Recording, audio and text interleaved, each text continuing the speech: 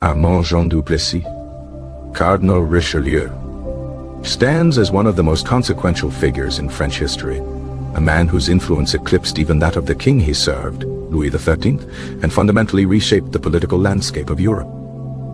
Born in Paris in 1585, Richelieu's early life was shaped by the religious turmoil that plagued France during the reign of the Valois kings, a period marked by the wars of religion between Catholics and Protestants. Huguenots. His father, a prominent lawyer, died when Armand was only 6, leaving him to be raised by his mother, who instilled in him a strong sense of Catholic faith and a determination to succeed. He received a rigorous education at the Collège de Clermont, where he excelled in Latin, Greek, and the humanities, demonstrating an intellectual prowess that would become a hallmark of his career. The influence of the Jesuit order, known for their strict discipline and intellectual rigor, profoundly shaped his worldview, reinforcing his belief in the importance of order, authority, and the supremacy of the Catholic Church. Entering the Sorbonne, the prestigious University of Paris, Richelieu took holy orders in 1607, beginning his ascent within the Catholic Church and foreshadowing his eventual role as a cardinal.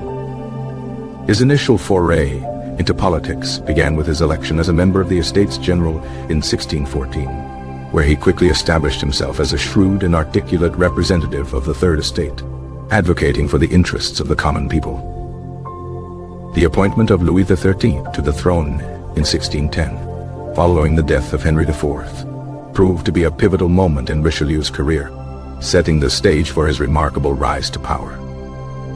Louis XIII, a young and relatively inexperienced king, initially lacked the strong will and political acumen needed to effectively govern, creating a power vacuum that Richelieu was strategically positioned to fill.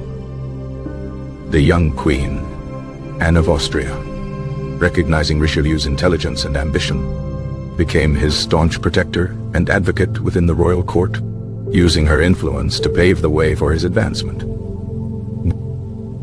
In 1616, Richelieu was appointed Secretary of State, a crucial position that granted him access to the inner workings of the French government and allowed him to begin implementing his political agenda.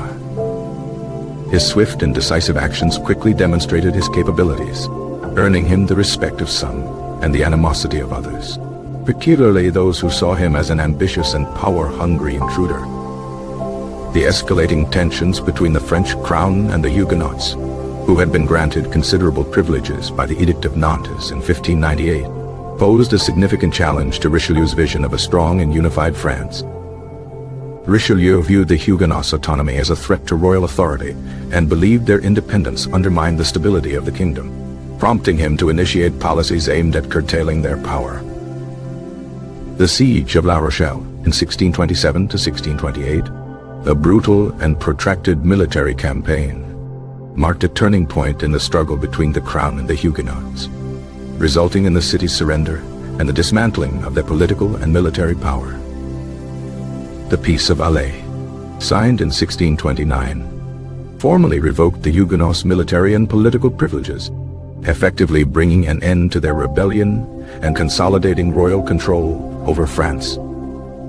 His appointment as cardinal in 1631 elevated his status within both the church and the state, further solidifying his position as a dominant force in French politics and giving him even greater influence over Louis XIII.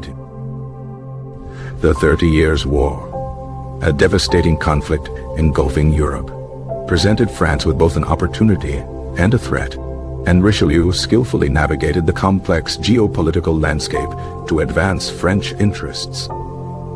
Initially, France remained officially neutral, but Richelieu secretly provided financial and military support to the Protestant powers of Sweden and the Dutch Republic, strategically undermining the Habsburg Empire, France's traditional rival. The Habsburg Empire, ruled by the Austrian Habsburgs, controlled vast territories in Central Europe and posed a direct threat to French security and influence, making their containment a top priority for Richelieu. In 1635, France officially entered the 30 Years' War, aligning itself with Sweden and the Dutch Republic against the Habsburgs and their allies, transforming the conflict into a broader European struggle. Richelieu's military strategy focused on weakening the Habsburgs through a combination of direct military campaigns and diplomatic maneuvering, aiming to prevent them from consolidating their power and threatening French security. The capture of key strategic locations, such as Lorraine and Hesbaye, proved crucial in disrupting Habsburg supply lines and preventing them from effectively deploying their forces. He established a formidable intelligence network, known as the Cabinet Noir, to gather information on foreign powers, allowing him to anticipate their actions and effectively counter their schemes. Richelieu's domestic policies were characterized by a strong commitment to centralizing power and asserting royal authority, curtailing the influence of the nobility and strengthening the administrative machinery of the state. He reformed the French tax system, aiming to increase state revenues and finance the ongoing war effort, though these reforms often met with resistance from the nobility and the parliament's regional courts. He patronized the arts and sciences, contributing to the flourishing of French culture during his tenure, and played a significant role in the development of the Académie Française, which standardized the French language. His unwavering commitment to the interests of the French monarchy and his masterful political maneuvering earned him the enduring title of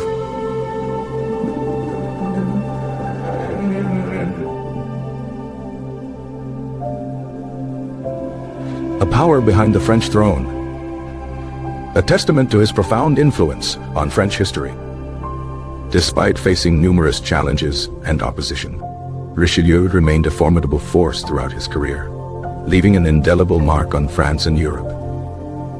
His sudden death in December 1642, at the age of 58, brought an abrupt end to his remarkable career, leaving a power vacuum that would be filled by his protégé, the Cardinal Mazarin.